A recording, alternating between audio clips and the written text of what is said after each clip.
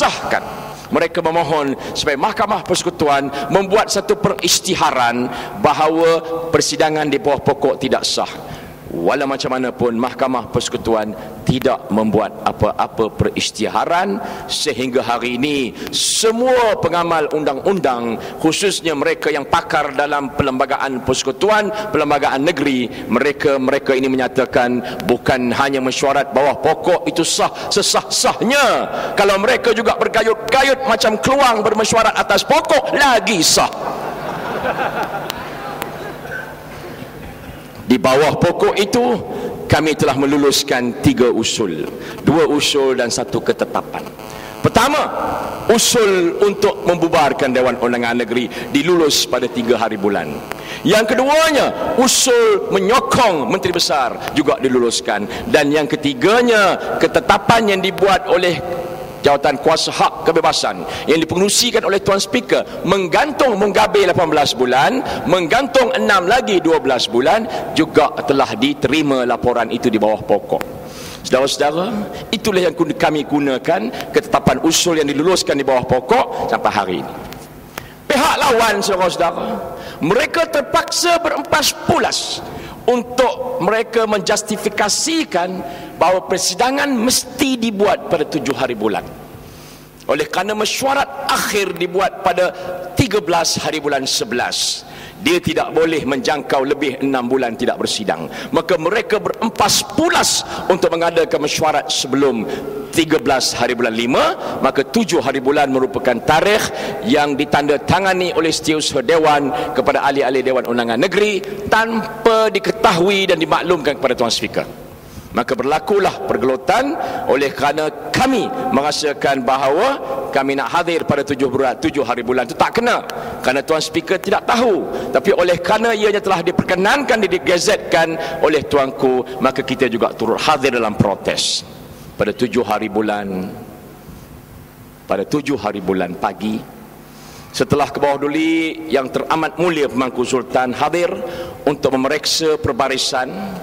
Habis periksa perbarisan, biasanya tuanku akan diiring oleh Speaker, oleh Mugabe Menteri Besar dan juga oleh Datuk Setiausaha Kerajaan Negeri, diiring sampai ke bilik menunggu, bilik diraja. Maka tuanku telah menunggu di situ. Kami, ahli-ahli Exco dan juga ahli-ahli Perkataan Rakyat, kami bergegas masuk ke dalam Dewan Undangan Negeri sama-sama dengan Tuan Speaker. Tuan Speaker mengiring separuh jalan terus masuk Dewan Undangan Negeri. Sampai masuk Dewan Undangan Negeri, Tuan Speaker melihatkan bahawa tempat duduk kerajaan yang sah telah diduduki oleh orang-orang Mugabe tanpa persetujuan Tuan Speaker. Saya nak beritahu dalam undang-undang ataupun dalam peraturan-peraturan, kedudukan ahli-ahli Dewan Undangan Negeri dalam Dewan Undangan Negeri mesti mendapat kelulusan daripada Tuan Speaker. Tapi itu telah dilanggar. Mereka telah meletak Mugabe sebelah kanan Speaker. Maka kami telah pun menukar kedudukan itu dan kita duduk di tempat kerajaan sebelah kanan bagaimana diarah oleh Tuan Speaker. Tuan Speaker mengatakan kepada saya, Datuk Seri duduk dekat tempat Menteri Besar. Maka saya duduk di situ bersama rakan-rakan yang sebelah kanan. Itu adalah kerajaan. Yang sebelah kiri adalah pembangkang. Dan mereka duduk di sebelah kiri. Maka berlakulah 16 minit punya suasana tidak menentu tapi tidak melampau teruk. Akhirnya kami boleh setuju, kami duduk diam. Tuan Speaker mengumumkan, ahli yang berhormat, sebelum saya memulakan dewan ini, maka saya minta 3 orang ahli Dewan Undangan Negeri keluar dan meninggalkan dewan. Cangkak Jering, Beherang dan Jelapang sila tinggalkan dewan. Saya juga mahu 7 orang yang ini disebut pangkor satu-satu, semua 7 juga kena keluar 10. Maka bermulalah kemelut yang besar. Mereka enggan berubah, mereka enggan mau meninggalkan Dewan Undangan Negeri. Maka Tuan Speaker mengarahkan bentara sila ambil tindakan untuk mengajak mereka keluar.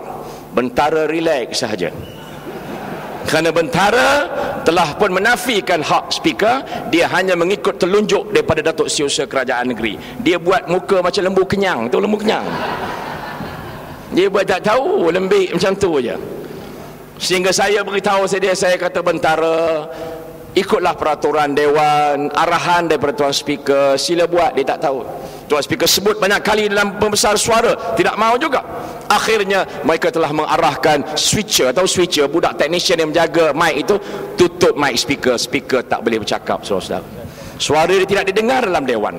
Hampir 1 jam setengah, 2 jam kemelut begitu berlaku.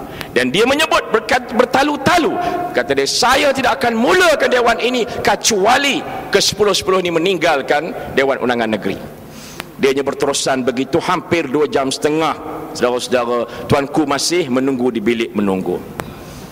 Ketika itu, salah seorang daripada mereka yang melompat itu, ataupun dikatakan timbalan speaker, dia telah diarahkan oleh beberapa pimpinan mereka di situ untuk pergi membuat satu kenyataan. Maka saya dengan ini mengambil alih sebagai pengerusi ataupun speaker. Maka saya mohon supaya ada usul daripada Menteri Besar untuk mengumumkan usul dia bagi memecat Tuan Speaker. Dia pula ambil alih pengerusi. Tuan Speaker masih terpaku dekat kursi dia.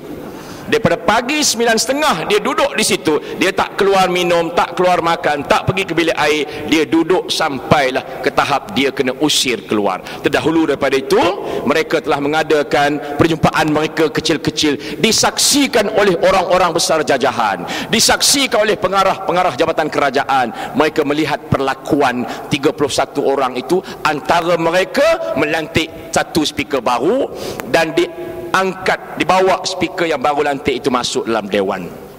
Terus mereka menabalkannya memakai baju jubah speaker dan kopiah speaker, yang mana jubah dan kopiah yang rasmi masih dipakai oleh speaker yang rasmi. Dia telah bawa jubah baru, dia bawa kopiah speaker baru daripada luar.